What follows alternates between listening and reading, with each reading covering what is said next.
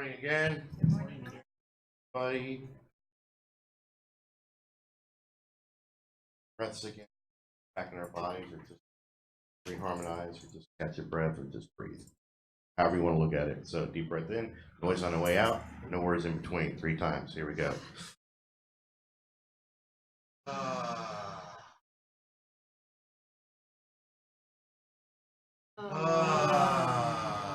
One big deep breath.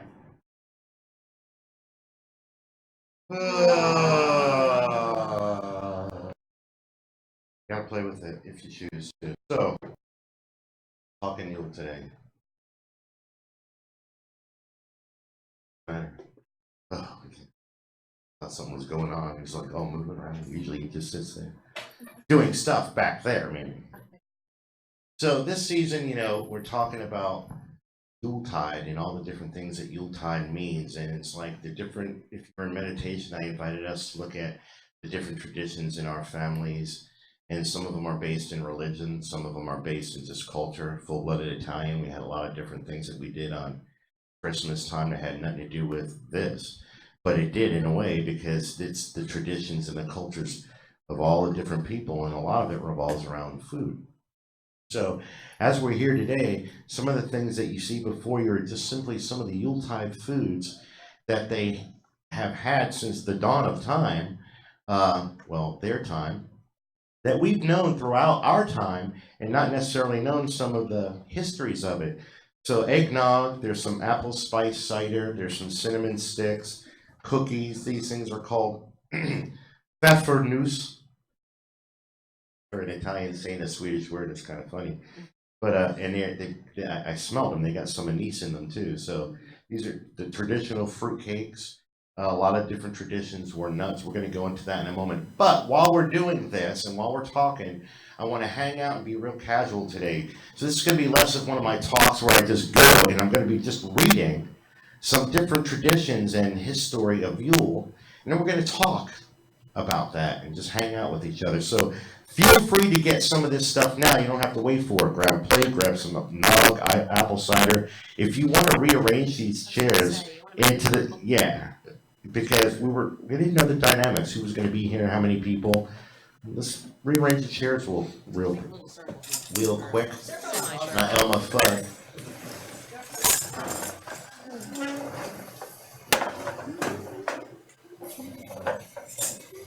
Oh, no wonder.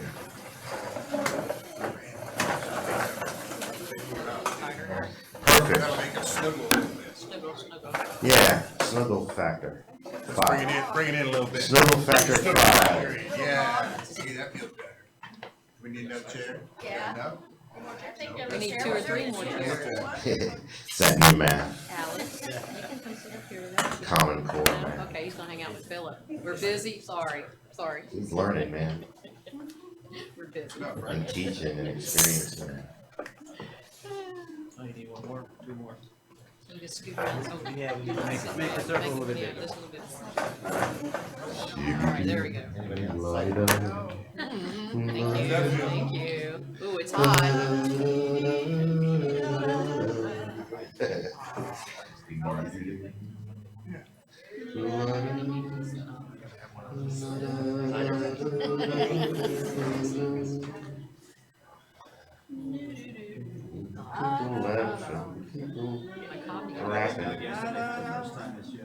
Only 2 in my family will drink it. Yeah, you know what? And this will be my first seasonal eggnog. I didn't have any at Thanksgiving. Got to get my nog on, so to speak. Who else would like? Got to get your nog on. Gentlemen? Who can nog on? So as you guys are, get everything, folks, everything. The knife was to sacrifice the goat. No, that's good. No, we're not doing that. That's a different Yeah, we ritual. talked about this, and no goats today, you said. All right, fine. Are we live streaming? Yes, we Okay, are. so we won't be sacrificing any goats. Teasing. Because they didn't sacrifice the goats anyway, they honored them. Sacrifice to goat cheese. So, as you guys are being playful, getting your food, I'm just going to start talking and reading. So a lot of, like we see the different lights that we have going on in a room, and we have the sparkly lights, and we have different lights. You know, everything about this is about light. It's about the solstice. And if many cultures have their winter festival of lights that are a celebration of light. In addition to Christmas, there's Hanukkah, which is brightly lit menorahs, Kwanzaa candles, and a number of holidays. The pagan holiday called Yule takes place on the day of the winter solstice around December 21st in the Northern Hemisphere. Below the equator, is June. On that day, it's an amazing thing that happens in the sky because the Earth axis tilts away from the sun in the Northern Hemisphere, and the sun reaches at its greatest distance from the equatorial plane. As a festival of the sun, the most important part of any Yule celebration is light, candles, bonfires, and more. And there's a reason because of this. It is, and I'm going to read a little bit more into that in a second. But December 21st is considered the darkest day, right? It's the shortest day, so it's the longest day of darkness. But they're looking at it from a different place. They're looking at it as the return of the light. Because from that second on, it's when the light comes back and is now ascending. The word solstice, Yule, the origin of the word Yule, has several suggested origins from Old English word it's going to be fun, pronunciation-wise. Gjola, the Old Norse word Yule, a pagan festival celebrated at the winter solstice, or the Anglo-Saxon word for the festival of the winter solstice, Yule, meaning wheel. That was I-U-L, so say that 3 times fast. Meaning wheel. This is why the circle was appropriate. It was what we wanted to do in the first place. When you see this, it was a wheel a moment ago. The cakes, a lot of these, a lot of these reasons we see these kind of desserts and the way they're formed is because of what they're representing and what the seasonal representation of the celebration is in the first place. On old almanacs, Yule was represented by the symbol of a wheel, conveying the idea of the year turning like a wheel. The great wheel of the zodiac, the wheel of life, the spokes of a wheel, were all the old festivals of the year, the solstices and the equinoxes. The winter solstice, or the rebirth of the sun, is an important turning point as it marks the shortest day when the hours of daylight are at their least. It also is the start of the increase in the hours of daylight until the summer solstice, when darkness becomes ascendant once more. So you got to realize when we're celebrating these solstices, a little bit in our mind is in reverse. It's like we're celebrating the darkness in the summer. We're actually celebrating the return of the summer with this and honoring the last days of that cycle of darkness. Yule is deeply rooted in the cycle of the year. It is the seed time of the year, the longest night and the shortest day, where the goddess once again becomes the great mother and gives birth to the new sun king. In a poetic sense, it is on this, the longest night of the winter, the dark night of our souls, that there springs the new spark of hope, the sacred fire, the light of the world, the Kol Koth. So look how we see our traditional Christian faith and everything that Jesus in this season represented in that sentence alone. And how wonderful everything is married when you take the wonder of it and leave the yuck of it behind and to celebrate all these different things. Fire festivals celebrating the rebirth of the sun held in the winter solstices can be found throughout the ancient world. The Roman festival of Saturnalia, which is Saturn, was held on the winter solstice. Boughs of evergreen trees and bushes were decorate the houses. Gifts were exchanged and normal business was suspended. The Persian Mithraists held December 25th as sacred to the birth of their sun god Mithras, and celebrated it as a victory of light over darkness. In Sweden, December 13th was sacred to the goddess Lucina, Shining One, and was a celebration of the return of light. On Yule itself, the 21st, bonfires were lit to honor Odin and Thor. The festivals were already considered associated with the birth of older pagan gods like Oedipus, Theseus, Hercules, Perseus, Jason, Dionysius, Apollo, Mithra, Horus, and even Arthur, with a cycle of birth, death, and resurrection that is also very close to that of Jesus. It can hardly be a coincidence that the Christians also use this time of year for the birth of Christ, mystically linking him with the sun. And in some of the different talks that we've talked about that halo that we see depicted in so many pictures, that historically that had nothing to do with a halo at all. That was him standing in the sun, and it was the sun behind him to represent that sun god, that he was the sun. So all those pictures that we always saw where we thought it was a halo was really this representation of him as the sun. Yule log. Yule is another fire festival. Yule, being another fire festival, should come as no surprise. However, unlike the more public outdoor festivals of the summer solstice, Yule lends itself to a more private and domestic celebration. Yet, like its midsummer counterpart, it's strongly associated with fertility and the continuation of life. Here, the goddess is in her dark aspect, as she who cuts the thread, or Our Lady in Darkness, calling back to the sun god, yet at the same time she's in a process of giving birth to the sun lover who will refertilize her in the earth, bringing back light and warmth to the world. So all this wonderful folklore of the time representing what's actually happening in this, and it lends to where this time is a more introspective family time, where think about it, with summer you're all over the place, you're out, you're everywhere. It's a very broadening area, where this is warm, cuddly, family, cozy, cheery, mushada in Italian, mushy, cozy heart, gushy feelings, caroling, things like that. A little bit different energy than that summer celebration is, where it's more out there, free, jump in the woods, jump in the air, jump in a lake, jump in the whole world. So it's a representation of that, and it's also an honoring of that goddess, that she's calling that back to refertilize us for the next season, to be able to do all that in the summertime. The Yule log played an important role in the celebrations of the winter solstice and later Christmas. A large oak log was ceremoniously brought into the house and kindled at dusk. Using a brand from the previous year's Yule log, it was deemed essential that the log, once lit, should burn until it was deliberately extinguished. The length of time varied from region to region, from 12 hours to several days, and it was considered ill omen if the fire burned out itself. It was never allowed to burn away completely, as the same would be needed for the following year. So just thinking the traditions of that, and some of the traditions that we've done in ceremonial fires with lodge and things like that, you had to honor the fire. It could never go out unless it was put out deliberately, and it couldn't completely burn out, because that was the seed for the next year's kindling to start the next year's Yule log.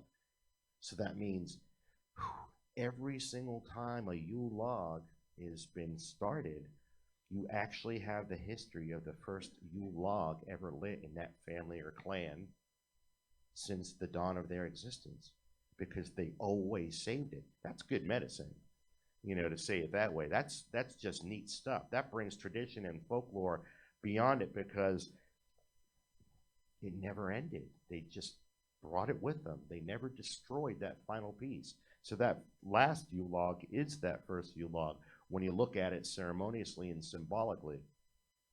In England, it was considered unlucky for a Yule log to be bought. It had to be acquired using other means.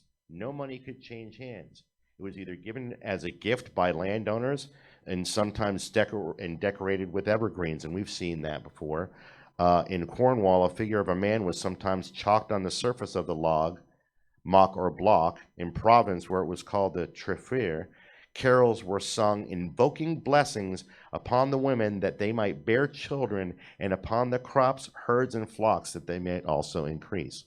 Back to the fertility part of it. And this is all, when I looked at some pictures of Yule logs online, oh my goodness, they were beautiful, and they look like medicine bundles. And it's like you're just seeing the different tribal customs of the people of that day and age. And now all the traditions that we celebrate and have celebrated our entire lives, that are all based in this.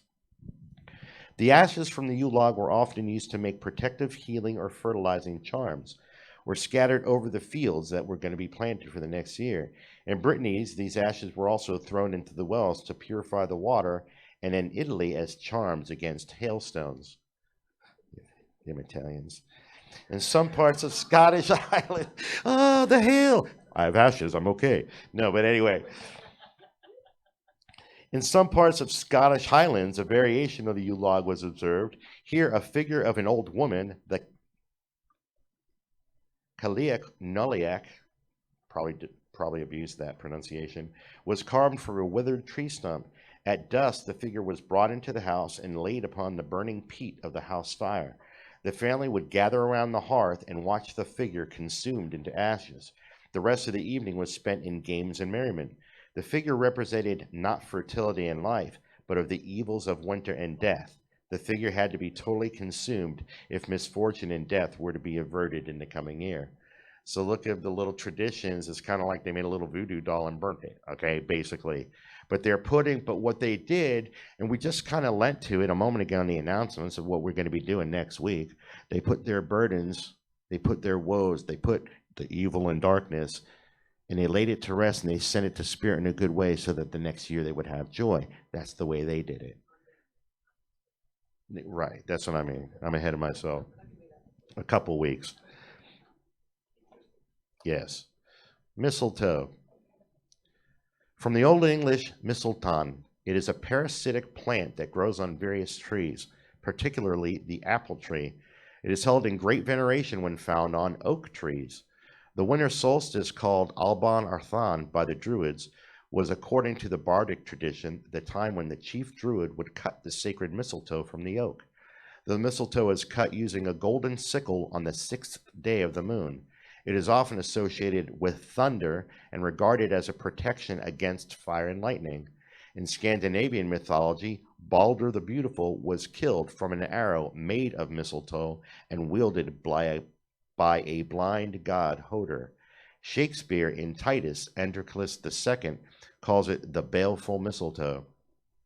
So this is now Druidic history, and we use mistletoe now. It's like all the stuff we use is coming from all these different places historically, and it's been part of our culture, and we didn't even know that what a powerful meaning that mistletoe had to them. It is interesting to note that mistletoe was excluded from church decorations, probably due to its connection with the Druids and pagan and magical associations. This ancient ban on mistletoe is still widely observed. So think about that. There's a lot of the Christian churches that mistletoe wasn't part of the decorating on purpose. Now, maybe some of the folk along the way that were decorating their church didn't know this dogma and were just innocently bringing mistletoe in, but by dogmatic rules, most churches didn't allow mistletoe because of the pagan and magical qualities and history of it. The Yule candle was an ornamental candle of great size, once widely used at Yule throughout Britain, Ireland, and Scandinavia. It was often colored red, green, or blue, and decorated with sprigs of holly or some other evergreen. The candle was lit either on Christmas Eve, its light shedding on the festival supper and left to burn throughout the night, or early Christmas morning, to burn throughout the day. It was rekindled on each successive night, on the 12th day festival, finally extinguished on the 12th night. So think about all the different things we know that just got mixed into that. And some of the traditions that you guys may have. Did anybody in your family ever burn bayberry candles all night long? Here's where all this stems, the Yule candles, and there's even more. When the candle is burned, it's believed to be shedding a blessing on the household. It was considered a sign of ill omen or misfortune for the candle to go out or to be blown out. And we talked about that when Catherine did a little bit of her pagan ritual for the giveaway for Thanksgiving time, that they actually do it that way instead of blowing it away. It's like bad karma.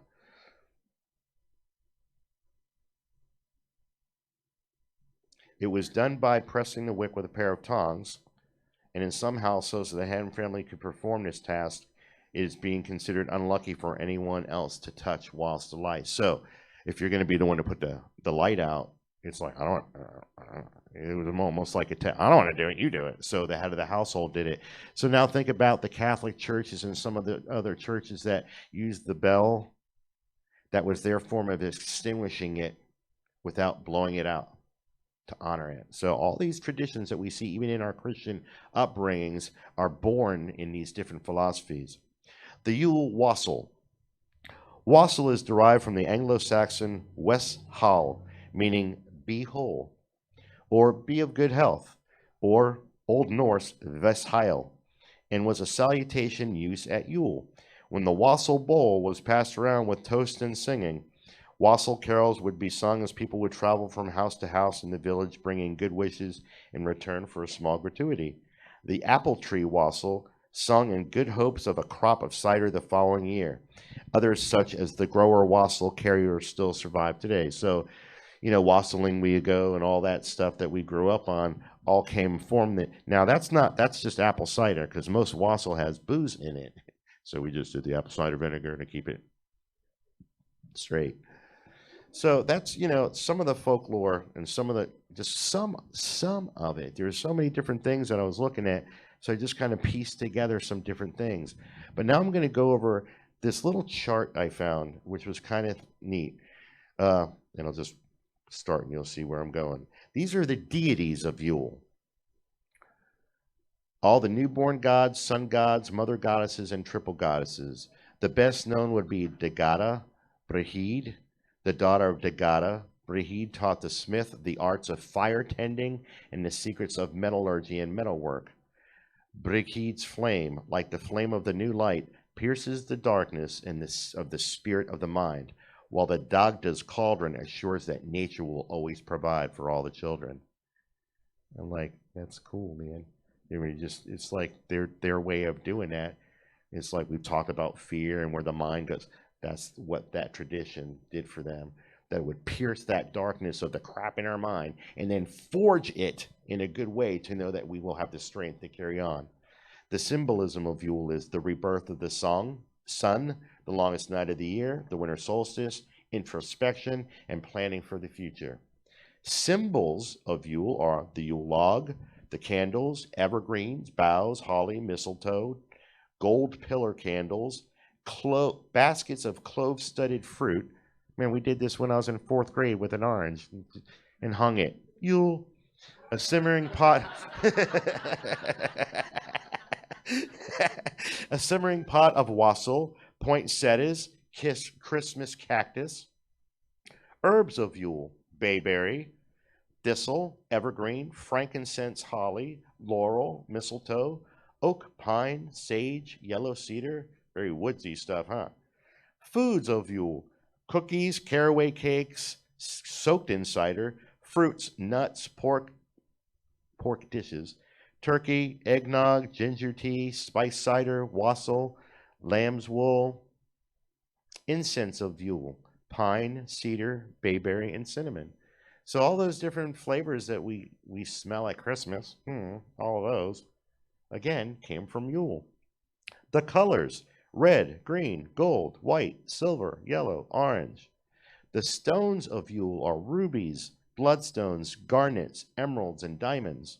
I didn't bring any of those for y'all. I'm like, damn, those are all the good ones. I got none of them for you.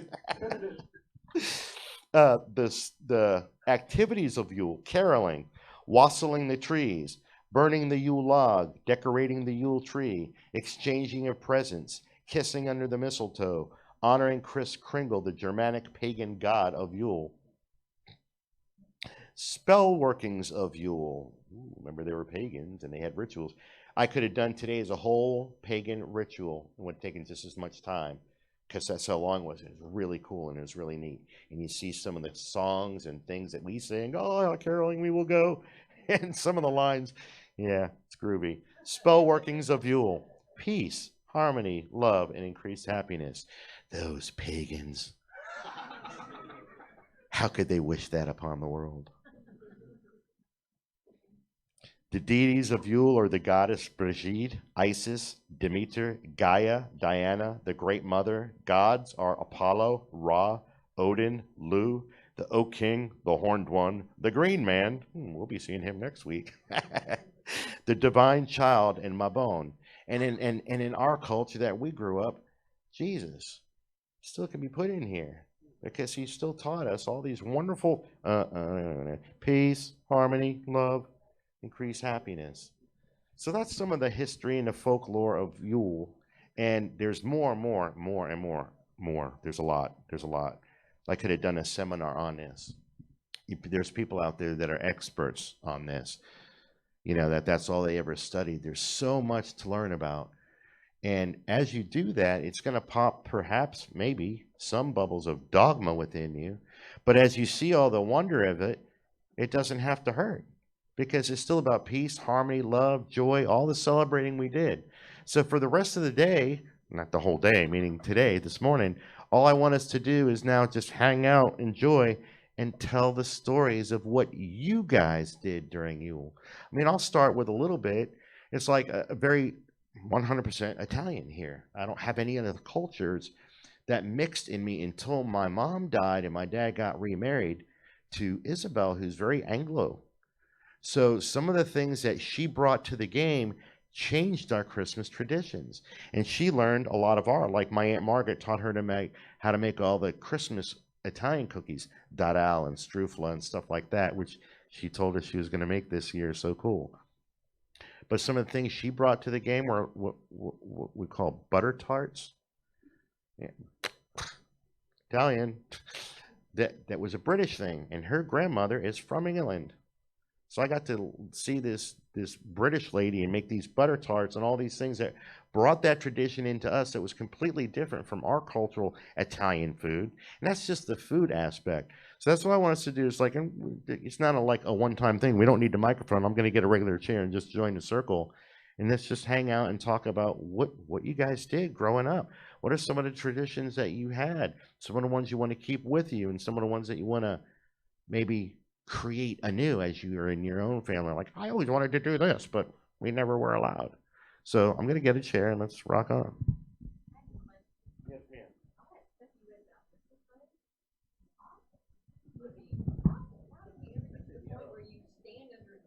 There's another, that's what I'm saying, there's more and more and more, because there's more about the mistletoe, that it was like a blessing too. Some of the scariest things that traditionally, ceremonially, that we've seen were blessings of abundance, blessings of fertility.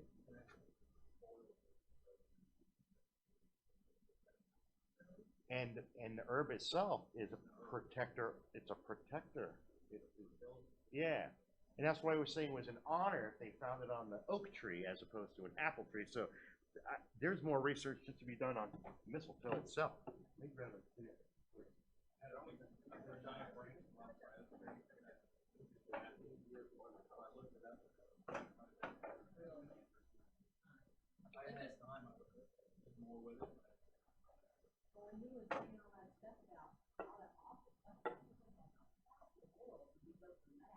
That's why it wasn't well, but because mistletoe also, and it had magical qualities to it. They didn't like the ceremonial aspect of the magic involved. That's why it wasn't allowed in some of the traditional churches. So butter tarts. No, I'm done. Yeah, when you said butter tarts, you know, I grew up with butter tarts. I don't know why they didn't do that. I grew up with butter tarts. Cool. They come in a box about this big. Well, 6 and then stacked on top 6. And when I was a kid, I could spank a layer in a heartbeat. Just And then you're all. and then like an hour later, you're like, what's going on? No, well, there's a certain in like traditional ones, there's rum, but in the store-bought ones, no. But there's all kinds of like herbs and spices and comfrey and marjoram and butter and raisins and dates, and so, you know, an hour later, you're 10 years old, you're into like this sugar thing. What's going on? And my dad would walk out and he'd go, "Got any butter tarts, didn't you?" You didn't even have to check the box. You just look at us and be like, "Yeah, butter tarts were fun." Can only get them in Canada. I can't find them down here.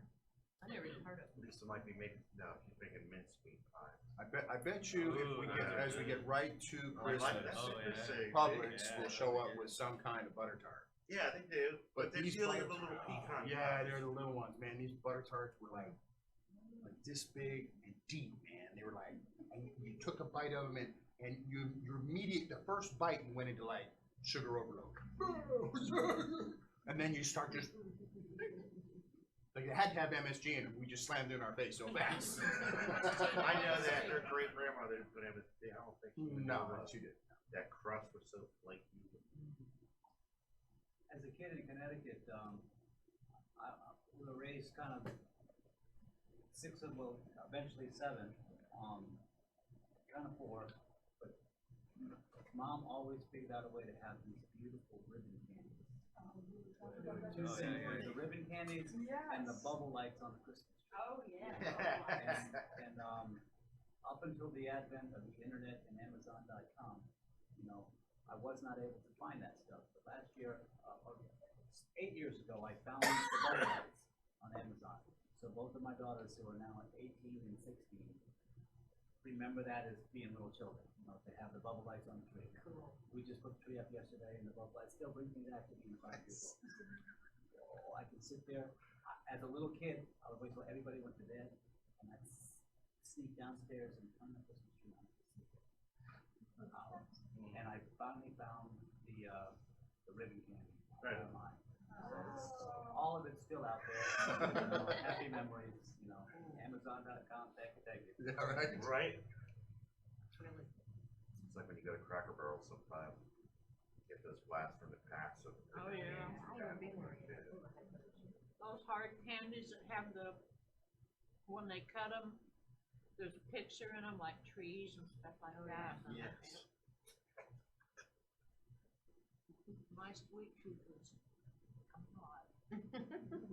And not just like the different foods, but, I mean, for us, everything was food though. I mean, there was always, there's different stages of eating, like Italian and salad and chicken and Italian food, then the nuts, then the desserts, then you start over with the cold chicken. It was like at the end of the night, but my father, we had a tradition of, now in Italian, so island people, right, so shrimp, fish is like, but for us, that's when we would have shrimp parmesan.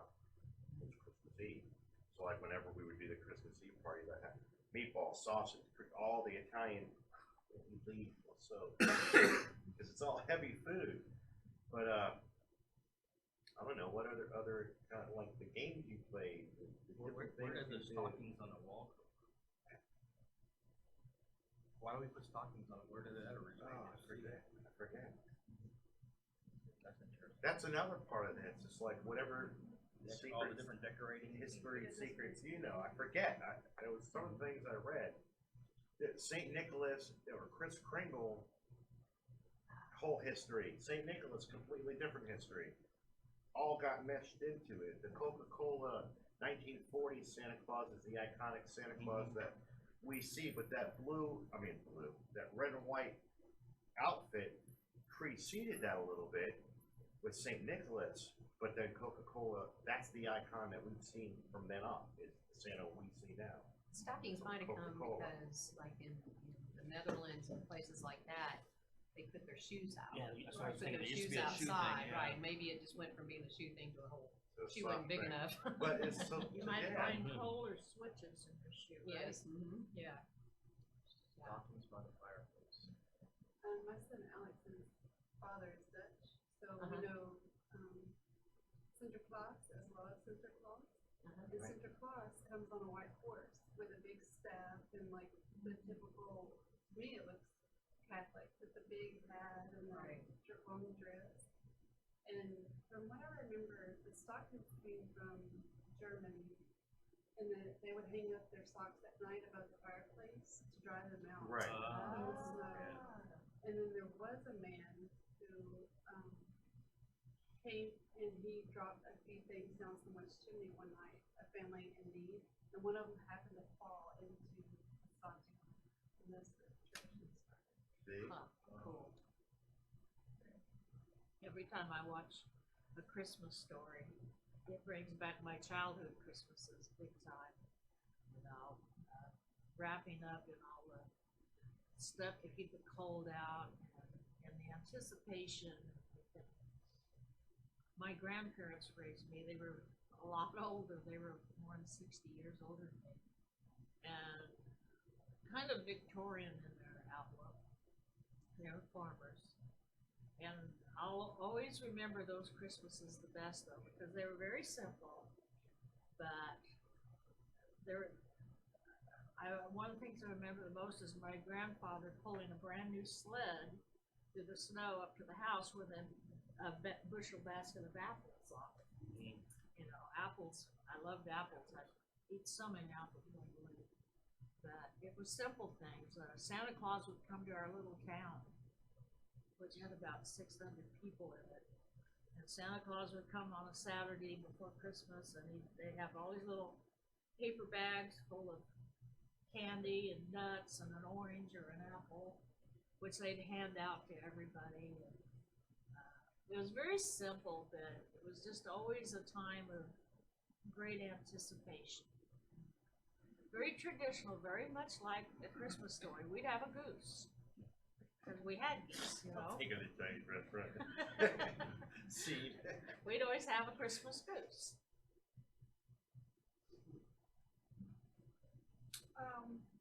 I just share something with my husband and myself that we have done probably, except for the last 3 years because we moved to the mountains, so we haven't done it. But prior to that, maybe we did 25, 20 years, I believe, to us.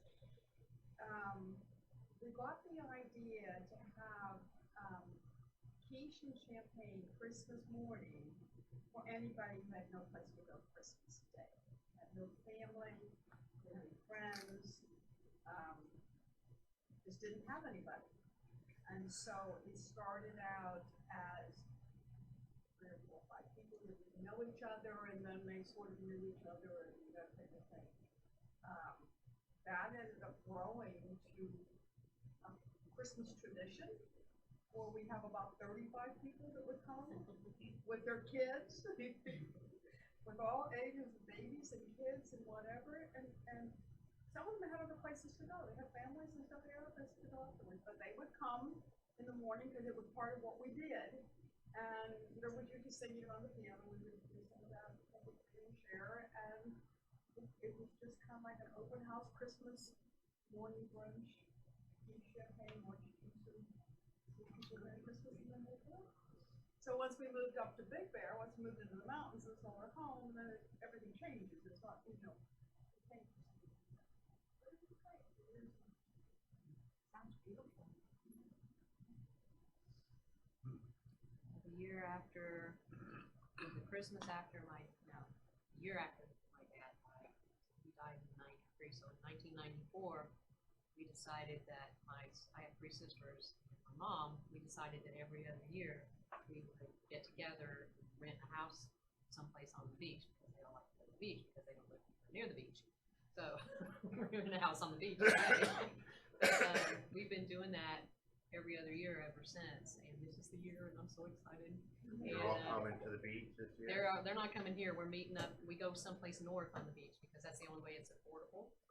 But we're getting 17 people are going to be there now, with all the sisters and the kids and all of that. So yeah, and you get a humongous house, and everybody, we pair off. Like Scott's going to cook dinner one night with one of my nieces, and I'm cooking dinner one night with my brother-in-law and one of the nephews. And so my sister organizes it all. We draw names. You don't have to get presents for all those people, and we draw names, and it's just really it's been a really good thing. It's kept us close, and even after my mom passed, we decided, well, we're gonna keep doing this because she would haunt us if we didn't, and it's awesome every year. We're leaving on the 22nd. I can't wait. I'm driving him crazy because we'll just be doing something else, and my brain will be going there, and I'll be spouting out about stuff about this, about Christmas, about that, about Christmas, about going to the Christmas house. And we make T-shirts every year, and yeah, it's every other year, so it's really cool. Where's it gonna be? we're going to this place, this is where we went 2 years ago, it's called Fripp Island. It's just north of Hilton Head. They got a little bit of pounding from the hurricane, but, the house that we got there, actually this guy that was an Olympic swimmer owns the house. He's got this room downstairs with all these pictures and trophies and newspaper articles and stuff. It's very cool. But really, really an amazingly nice person. And we're going back to that house. It's like a block off the beach, and there's a big salt marsh. This is what I like. There's a huge salt marsh out there, and a boardwalk that they built through the marsh so you can walk. Yeah, and it's just salt marsh on all sides. You know? Well, and the cool thing about the salt marsh is it's not just a salt marsh, it's a tidal marsh. Yeah. So at certain points through the day, it's just mud. And then at another point during the day, High five. the high tide, the whole marsh now fills up, birds fly in. It's like for that next 8 hours, it's a whole different ecosystem. Then all the water goes out, and then all the mud people come out, and they're all crawling around, and then boom, they dive back down, and the water starts. Oh, it's very cool. This place also has a humongous population of white-tailed deer.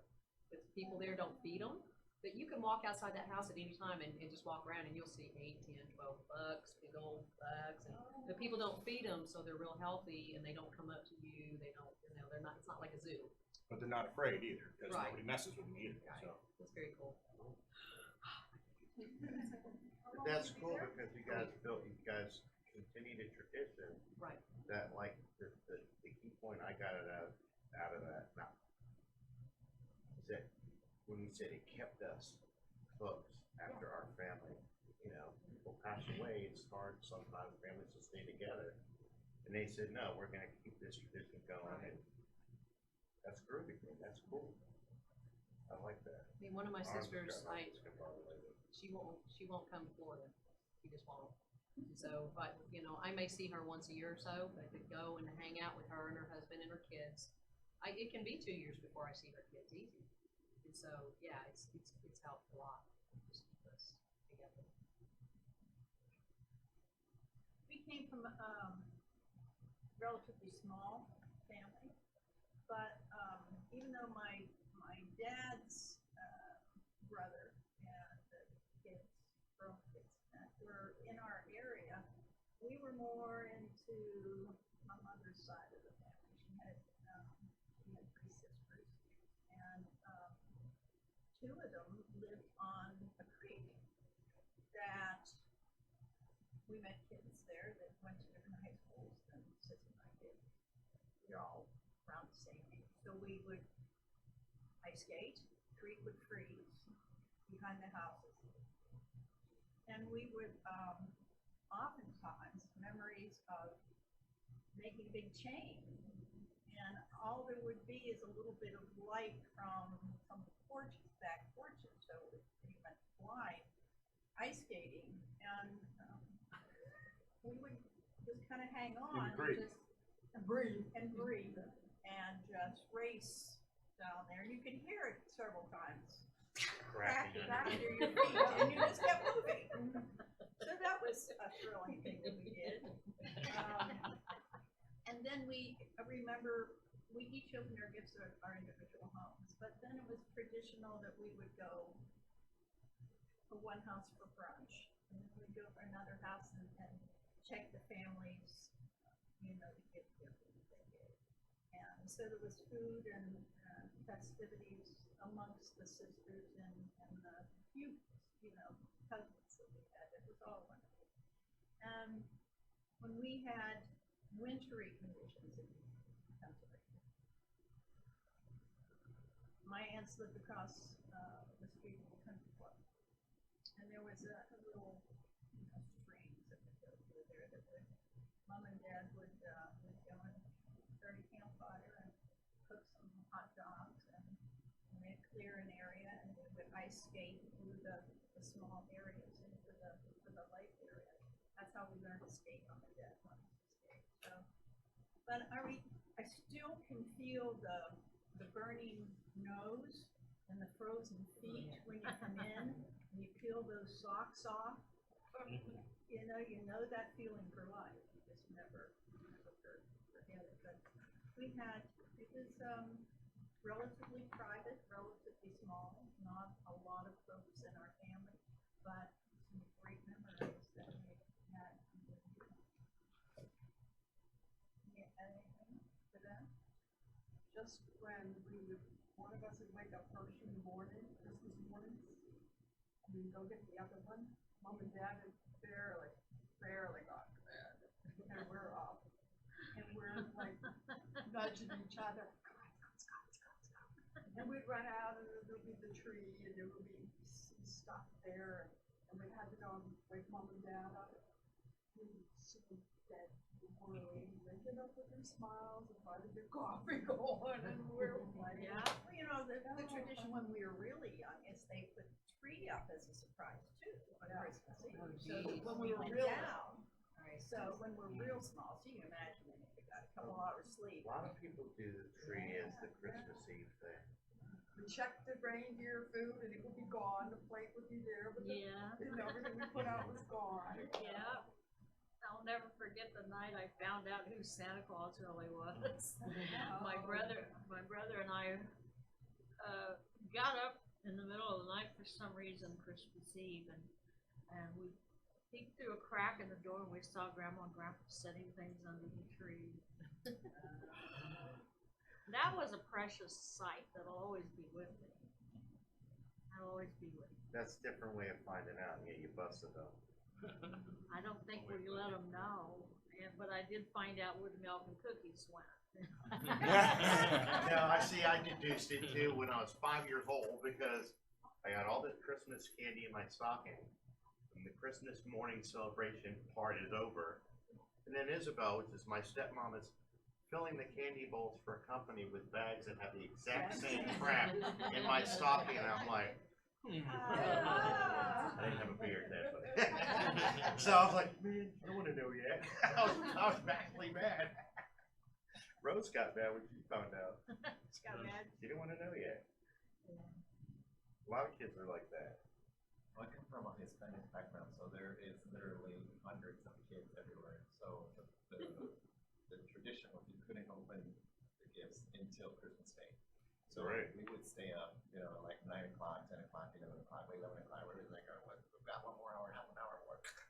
But we stayed till 12 o'clock. Once 12 o'clock was, then You didn't get to open that one on Christmas Eve. No, that's what he's saying. At midnight, that was there. Actually, wait till midnight. We didn't open at May. I see.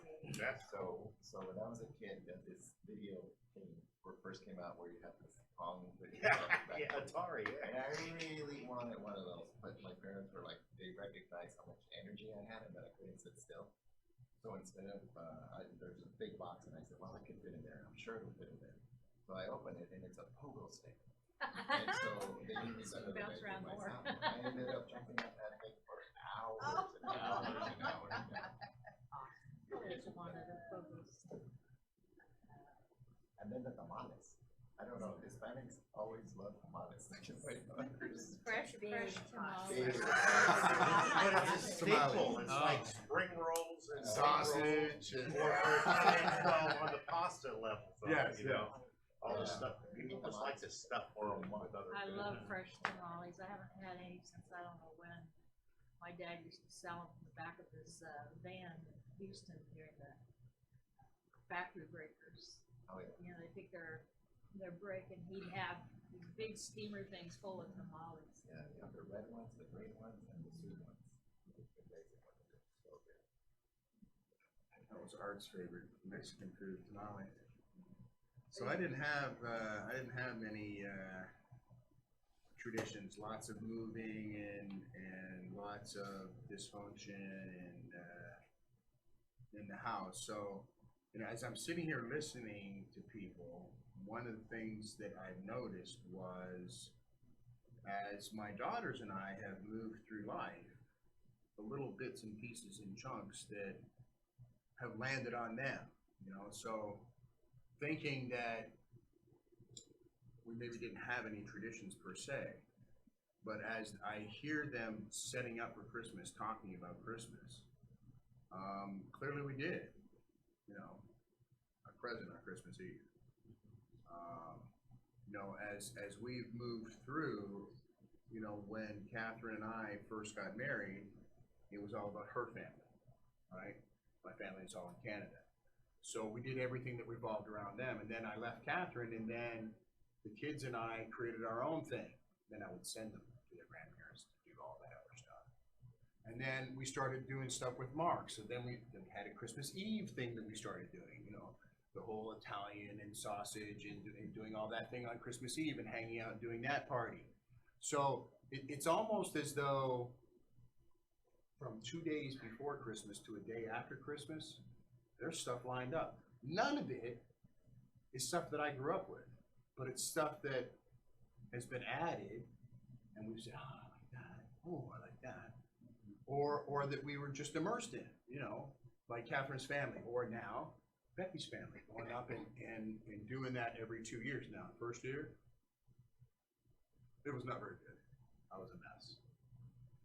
And my honey thinks I'm a mess this time That's too, the but I'm Meet the actually Family excited. year, 'Cause- right? Well, it was the first The time. Meet the family. Well, it was year. the, no, it wasn't even about meeting them, because I had met them when her mom passed. So I'd already met them, and I'd met them at their most vulnerable, so I really felt like I knew them, you know, they were like wide open, they were, you know, hurt. But no, it was, for me, it was being away from my kids. It was the first time I'd ever been away from my kids, right? So they stayed, we went, and it wasn't that bad. I came back and like, hey, we were fine, you know. It was a And- vacation, thank you God. Well, and this time, it's actually kind of cool, because they are doing their own thing. They are capable of doing it. They're not feeling like their dad's leaving them. They're, you know, Courtney's excited about having her first Christmas by herself. Amberlyne's excited about setting up Christmas because her husband's not gonna be home till right before Christmas. So it's all on her. She's gotta get the whole, so, and I hear them talking back and then meeting on Christmas morning. So, you know, for me, it's almost like I'm in semi-retirement for Christmas. You know, I don't have to cook the meal anymore. I don't have to run the show. I don't have to make sure it happens. I don't have to pull it off. I don't have to find the money 3 weeks ahead of time to do it. You know, so it's almost as though now I get to kind of, you know, saunter through and just see all the stuff that's landing. So, yeah, as you guys were sharing your stuff, I realized there wasn't really anything that came from my mom and dad that lasted all the way. But wow, you sure have picked up a whole bunch of groovy stuff along the way. Yeah. You don't have Yeah. a tradition of a burnt turkey or Nope, anything like that? no, mom was drunk and dad was pissed, so. That's what I was gonna say about My bringing. mom was drunk and my stepdad was pissed. A lot of people are drunk. I think that's why I That was too is a remembering- Christmas tradition, I think. That's like that story of there's 7 generations or however many, 4 generations of women in the room. Hmm. And the little girl says to her mom, "Mom, why do we cut the ends off the roast?" She goes, "I don't know. Ask your grandma." She goes to the grandmother who's in the room. "Mom, Grandma, why do we cut the ends off the roast?" "I don't know. Ask your great grandma." She asks the great grandma, "Why do we cut the ends off the roast?" She goes, "Well, when your grandpa and I first got married, we lived in this little bitty apartment with this very little bitty stove, and that's the only thing that would fit. So now they're cutting the ends off the roast years later. Not That's a really knowing tradition. why. It's got nothing to do with the oven. And that's too the So way what those things traditions do we happen. get stuck in that don't serve us anymore, and what can we create on our own, like you guys are talking about, that we do change? My whole life is, man, people died, everybody died, they're all gone. Everybody's got anything to do with making me, that I Yeah, grew up there, same here, so we yeah. had to recreate some. Married versus then I'm not married, and you know, what you do. But it's bringing these elements of the celebration with us to whatever you're doing, and you create a new tradition that maybe it's the tradition for this year only. Who cares, you know? I wanted to just Go. ask Sarah, if you don't mind, just from how, 18, so what's something that you see, that you have a tradition that you think, oh, when I have my own family, if I do, or when I get out on my own and have my own first Christmas, what's something that you do in your family that you think you want to carry with you? I don't know, like, really the only tradition that I can think of is going to my dad's family and having, like, everybody there. So I don't know, now that everybody's, like, growing up, like my cousins and things like that, the party has gotten, like, smaller and smaller because they're off doing their own thing.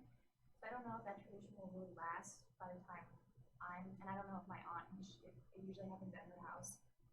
I don't know if she'll still be around by the time I have my own family. So I can't really think of anything that I'm like, yeah, is for sure what I wanna do on Christmas besides like the tree. You know, look for what people do.